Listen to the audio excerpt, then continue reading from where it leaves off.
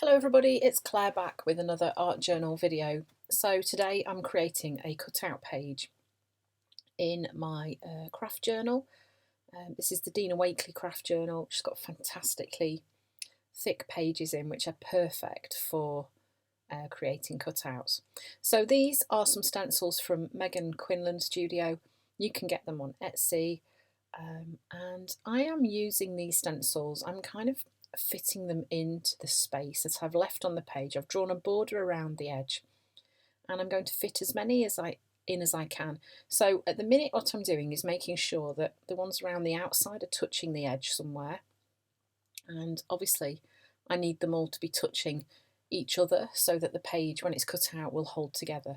So I'm just working out which of these stenciled flowers will work best in the spaces that I've got left, and I'm kind of adapting them and joining them onto each other to create that cutout look that I'm after.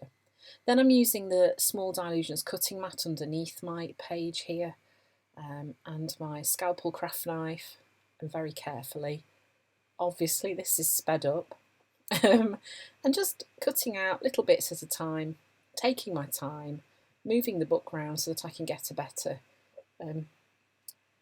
angle with the knife, and I'm not sort of twisting and turning too much. What I'm cutting out are the spaces between the flowers so that the flowers will be left behind once I'm done. So at the minute it's all looking a bit strange with the shapes that are disappearing, but what will be left will be the flowers, and you can see that's starting to take shape now. So the reason for leaving the border is to make it so that it will kind of hang together a bit better. So this is a stamp set from Darkroom Door, and I'm adding that on before I do anything else as a first layer of interest on the page. So that was black archival ink that I've used there. Then I am using some a mix of Dina Wakley media paint and some Amsterdam acrylic, my favourite pink, and some white as well. And then that is eggplant that I'm also using. So I've gone in with the pink first and then adding like a darker bit of paint at the bottom to try and give these flowers a little bit of depth. So again, going in with the pink first, then adding the darker colour at the bottom and the slightly lighter colour at the top.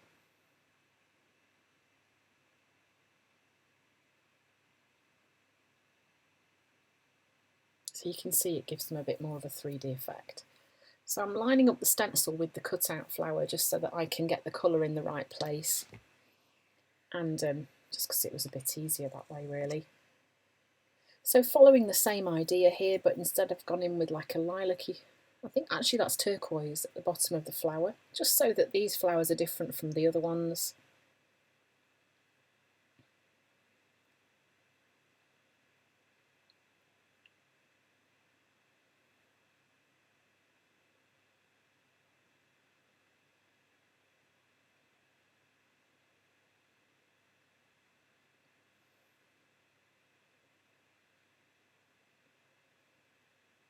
Okay, and once that was done, then I am using fur. Yes, sorry, pausing there.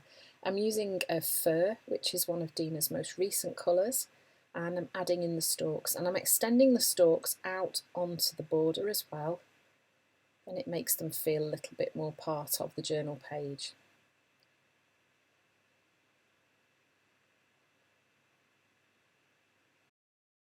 So next I've gone in using a bit of sage as well. This is again one of the new colours, and I'm just adding some highlights onto some areas of the leaves, just again to give them a bit more definition and a little bit more of a 3D effect.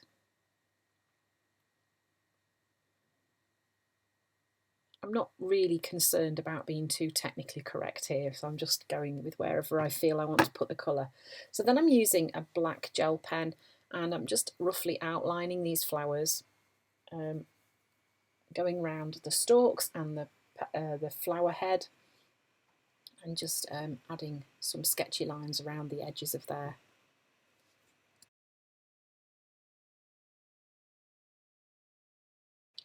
So the next thing I'm going to do is use some different Posca pens and just add some marks onto these flowers and start to build up the interest in there, and the mark making and the patterns on there too.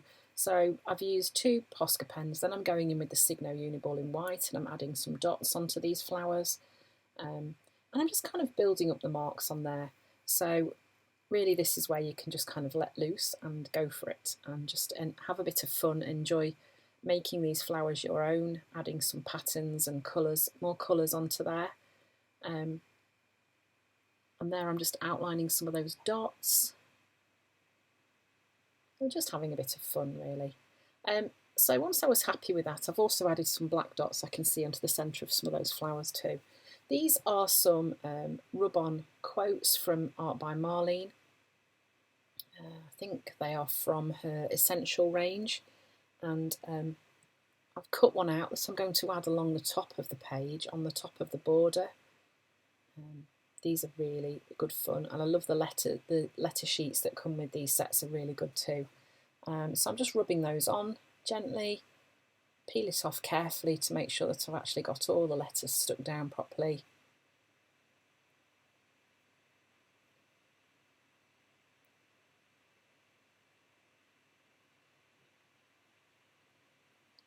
And then adding some of my own handwriting down that right hand side of the page too. And that really is it for this journal page. So really the cutout part is what's doing the singing here, I guess. It's kind of the main part of the page. The text is just a little bit of an add-on, but that was lots of fun to create. So it just shows you how you can use a stencil to create a really detailed cutout page, and it's actually quite simple. So thanks for watching. I hope you've enjoyed the video, and I hope to see you again soon.